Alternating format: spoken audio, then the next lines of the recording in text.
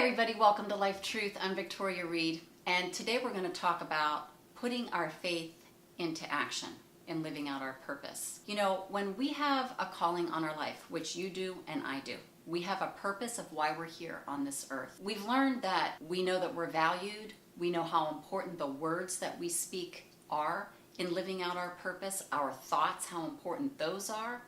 And today we're going to talk about actually doing something. Taking action. So, you know, when we have this purpose, it says that in Proverbs 29 verse 18, where there is no vision, the people perish. We have to see it in our minds. We have to see it coming to pass. You know, when you have an expectant mom and dad that are waiting on their baby to come, what do? They prepare for the coming birth. They get the room ready. They buy clothes. They actually take action to prepare for that moment, for the birth. What you and I need to do is actually prepare for the birth of our purpose. So what we do is we take these small steps of obedience. So say, you know, you see that you really need to be in a new position with your work. Well, you can take steps of obedience. Really get your resume updated. Start practicing interviewing. Get a great book on how to do a great job at interviewing. Buy a new briefcase. Buy a new suit. Prepare for what is to come. Start sending the resumes out. Start talking to people, making connections with people, keeping your ears and your eyes open with expectancy. You know, say you really feel it on your heart to write a book, and you're like, wow, you know, gosh, I work full time, and then I have all of these other responsibilities at home, and you know, I just don't have any time. And we get this picture that we have to have 3 hours and like stacks of paper and books everywhere and just complete silence to write this book. I mean, that would be great, but most people don't have that. But I'm going to tell you, when there is a will, there is a way. So you're supposed to write this book. You feel that's on your heart. Well, you got to start doing it. You got to start taking action.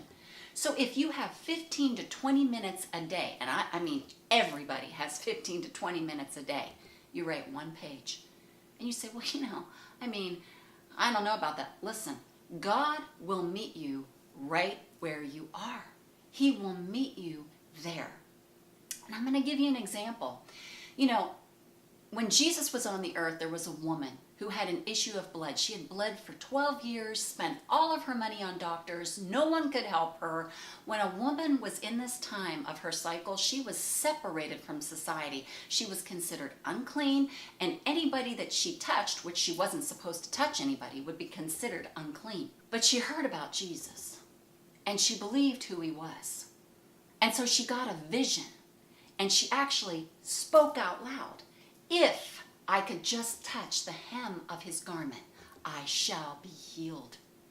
So here's Jesus, hundreds of people thronging him, bumping around, bumping into him because they all want to see Jesus. And here's the woman with the issue of blood. Now she is on her hands and knees, crawling one step after another. She's being bumped, she's being kicked, she's being stepped on, and she keeps pressing in to get to Jesus. And she reaches out and she touches the hem of his garment, just like she said she would, and just like she saw in her mind. And what happens? Jesus said, "Who touched me? I felt power go out of me."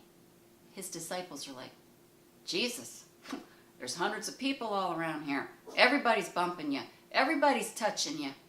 And he said, "I felt power go out of me." He turned and he sees the woman and he says, "Daughter, your faith has made you whole." She was healed. Guys, it's a lesson for us that when we get that vision, and then when we speak the words that move us toward our purpose, the next step in our destiny, and then we put it into action. And you know what?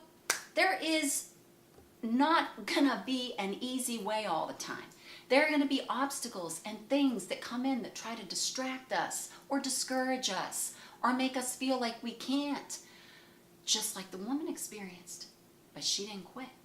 She kept pressing in. That's a word for us. Faith without action is dead. That's what the book of James says. Faith by itself, if it is not accompanied by action, is dead. We do not want to have any dead faith. I want to encourage you that you use the time that you have. And when you value that time and you see that time as mattering, when you see that time as making a difference, it will. God's going to meet you there. You know, I learned how to play the guitar 15 to 20 minutes a day, 4 days a week when my kids were young. I kept that guitar out in the family room. I would take a lesson whenever I could, and when I would grab that guitar and play it 15, 20 minutes a day. It's possible, okay? So in James chapter 2, verse 24, it says, "You see that a person is considered righteous by what they do and not by faith alone." We can have faith all day. We can say, "Oh yeah, God, I believe you. I believe I can do all things through Christ who strengthens me. Yeah, do not be afraid. Do not be discouraged, for the Lord your God's with you wherever you go." And then do nothing. Just sit there expecting God to drop it in our lap. Listen, if God's called you to some kind of ministry, get in a Bible study, a small group. Host one. Lead one. If He's called you to worship, start singing in a group. Start practicing. Start playing an instrument. If He's called you to write a book, start writing 1 page a day. Once you start, you're putting your faith in action. It's going to start moving forward. You know, God wants to prepare us for the next step when we're obedient. And just like when you have a 3-year-old son, we're not going to give him the keys to our Ferrari, our real Ferrari. He can't handle it. You get him the little tiny toy Corvette he can drive in the driveway. God's going to give us the next step in His loving way, not to hold back the goodness and the greatness of what He has for us, but so that when we step into the next thing, we're prepared. We have the character, we have the skill set, so we need to be ready to take these small steps of obedience. God is not just going to drop it in our lap.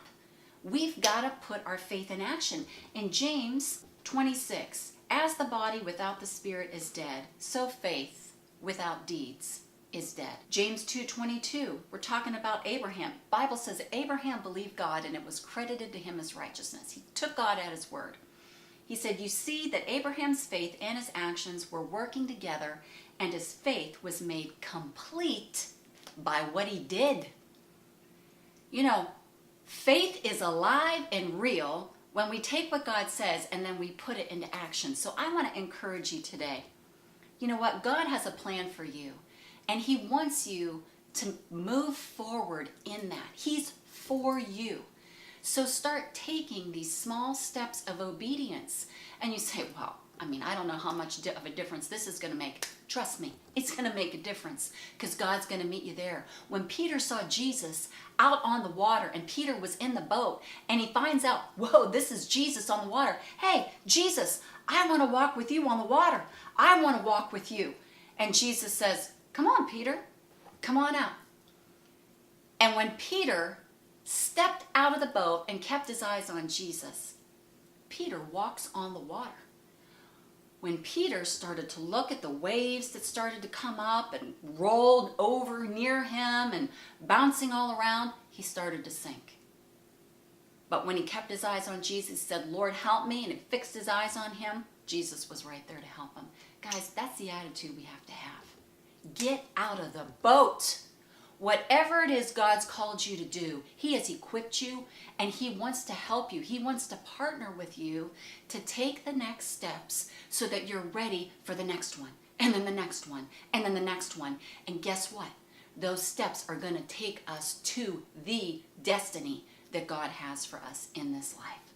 So I'm excited, guys, for what God's showing us and how we need to think the right thoughts, we need to speak the right words, and we need to put our faith in action. So thanks for joining me this week. Next week, we're going to talk more about how we're going to live out our purpose.